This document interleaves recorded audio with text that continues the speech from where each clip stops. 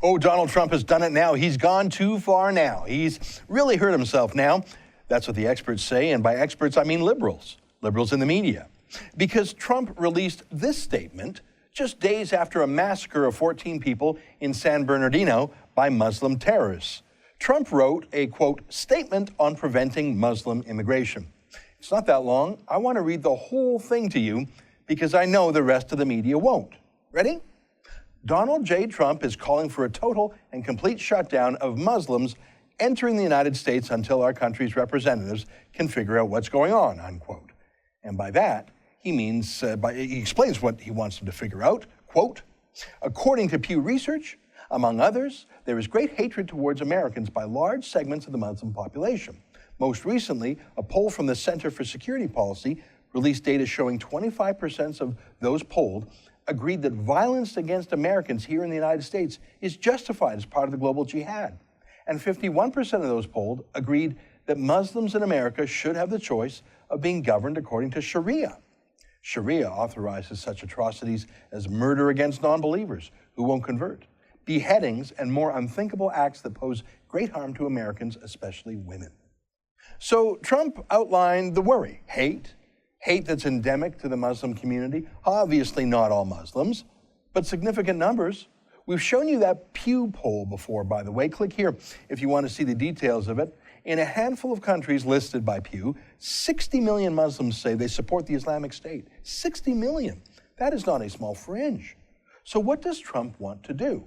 Well, here's his conclusion, quote, without looking at the various polling data, it is obvious to anybody the hatred is beyond comprehension. Where this hatred comes from and why, we will have to determine.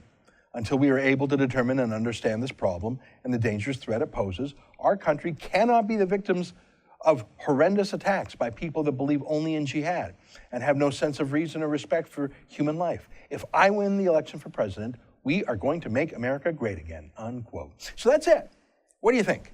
Do you agree with the White House that saying that disqualifies Trump to be president? That's a pretty cynical conclusion that I think some might say is automatically disqualifying to serve in the Oval Office, but obviously the American people will make that determination.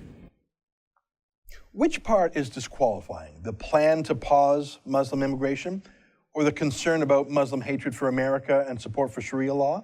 Or is it his catchphrase about making America great again? Or is it just his temerity to even want to talk about these issues? Obviously, the media was in a frenzy, but who's kidding whom? They loved it because they get to talk about Trump some more. They love nothing more, not just because he's the most interesting of the candidates, but because Trump sells. It's true. When he's on TV, people watch. So the media is play fighting with him. In one sense, they deeply hate him because they're far-left activists and they don't like the war on terror. They agree with Obama's surrenderist positions. And they also hate the fact that they're not able to tear Trump down. No matter how much they stomp their feet, Trump stays in the lead. But who are we kidding? Trump is the best thing to happen for political TV ratings and political website clicks since Monica Lewinsky. So the media actually loves it. Trump sucks all the oxygen out of the room. He gets more media coverage than the rest of the Republican candidates combined. Poor Jeb Bush, whose brother and father were president. He wants it to be his turn. He's spent tens of millions of dollars. The last poll I saw him at was 3%. Here's what he said in response to Trump's pause on Muslim migration comments. Donald Trump is unhinged. His policy proposals are not serious. So name-calling, Trump is crazy, that's what unhinged means. His policy proposal is so unserious that Bush put the word policy in quotation marks as if it were fake or something. Now stop for a second. Here's what Trump didn't say. Trump didn't say he was going to kick out American citizens who were Muslim. He didn't say it, and he couldn't do it. And I don't think he wants to do it. He's not a fascist or a racist. He's a populist. He specifically referred to a Pew poll that showed massive numbers of Muslims around the world support the Islamic State, and until we figure that out, America should stop importing its enemies. But what's unhinged about that? Or a week after the San Bernardino terrorist attack, where a recent Muslim immigrant from Pakistan and Saudi Arabia was one of the murderers, is it really unhinged to pretend everything's okay? I think it is. I think that's what's unhinged. So last month, it was a Muslim terrorist attack in Paris that killed or injured 500. This month, it's San Bernardino. And of course, it's other attacks in less newsworthy parts of the world literally every day. In Israel, it's daily now. They call it the intifada of the knife. That's the weapon of choice used by Muslim terrorists there. Is it really unhinged to want to slow things down, retool, rebalance, press pause? Why does America have an obligation to take in anyone? If someone's an American citizen, they certainly have rights. But what if you're not a citizen yet? You have none. You have no right to enter the U.S., let alone immigrate there. America uses all sorts of criteria to screen immigrants, just like we do here in Canada. In Canada, we prefer people with English or French language skills, with job skills, with money. We have every right to screen for cultural appropriateness, too, though Justin Trudeau has made it clear he has no problem bringing in Sharia law compliant radical Muslims. Don't you wish we had a Donald Trump up here, too? Now, Donald Trump is an impresario. By nature, he's a performer, a promoter, an entertainer, so he communicates with bombast and sometimes an outrageous style. I'm pretty sure he's aware that he does it. In fact, in his book, Art of the Deal, he says it has its advantages. Here, let me quote from his book, page 56. One thing I've learned about the press is that they're always hungry for a good story. And the more sensational, the better. It's in the nature of the job, and I understand that. The point is that if you're a little different or a little outrageous, or if you do things that are bold or controversial, the press is going to write about you. I've always done things a little differently. I don't mind controversy, and my deals tend to be somewhat ambitious. He knows what he's doing. He's playing the media like a fiddle. He's setting the policy agenda here.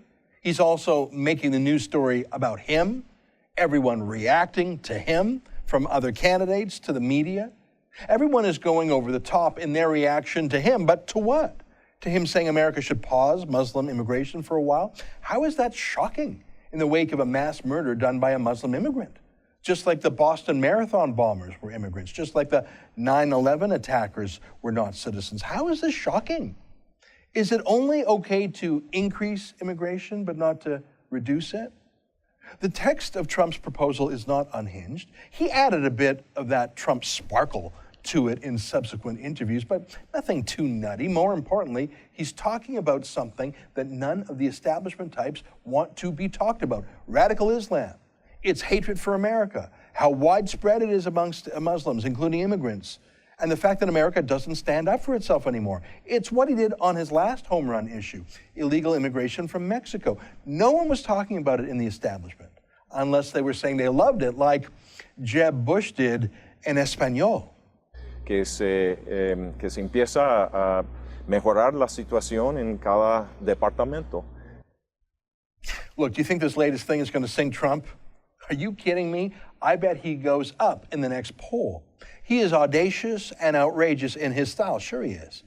But his substance is defensible. In fact, it's a bit of the emperor has no clothes. For so many years, the official people have all said terrorism is not the main problem. Global warming is.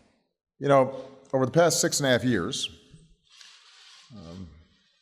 we've taken on some of the toughest challenges of our time, from rebuilding our economy after a devastating recession, to ending our wars in Iraq and Afghanistan and bringing almost all of our troops home, to strengthening our security through tough and principled diplomacy. But I am convinced that no challenge poses a greater threat to our future and future generations than a changing climate. Everyone, especially the media and the official people, and especially official Republicans, are afraid to dissent, and they pretend that that's sane. Weeks after the Paris terrorist attack, Obama and the world gathered just a mile or so from terrorist targets to talk about tons of CO2, carbon dioxide, not terrorism. They're the ones who are unhinged, not Trump. Here's Rand Paul, a senator, another candidate for president, talking about the same thing as Trump: a pause on Muslim migration. He just worded it a bit more carefully. Well, what I'd like to do is make the haystack smaller.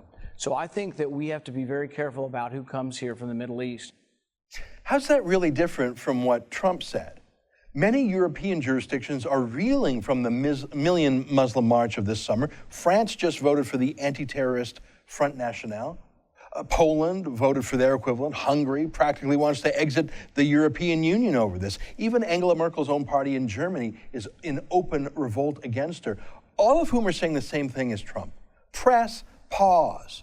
No one is saying strip Muslims of their citizenship. Everyone's saying we've taken quite enough for now. Let's focus on absorbing and integrating them, especially when the Islamic State has threatened to sneak in amongst new migrants, and in Paris managed to do so. Oh, you know who else might think Trump's idea is not so nuts? This guy. The United States government has information to indicate that individuals tied to terrorist groups in Syria have already attempted to gain access to our country through the U.S. refugee program. Yeah, here in Canada, too, the Islamic State has specifically named Canada as a target. Today, our Brian Lilly went to an immigration department briefing on refugees. He asked them, of the thousands of migrants who are being processed, how many have been rejected? And you know what they told him? 0. They said that. Which is more unhinged, to quote Jeb Bush? Not vetting a single migrant from Syria, or saying, let's slow down a bit before more of us get killed? If you agree with Donald Trump that we need to respect freedom of religion for our citizens, but we don't need to bring in more foreigners from Sharia countries until we figure this out, why don't you sign our petition for the same view here in Canada? refugeepause.ca. Just pause things. Just slow them down. We've already brought in more than 500,000 Muslim migrants in the past 10 years, doubling Canada's Muslim population since 9/11. How about we just take a pause? And if that sounds crazy, well, the emperor has no clothes. We've tried ignoring the problem for long enough, and too many people have died.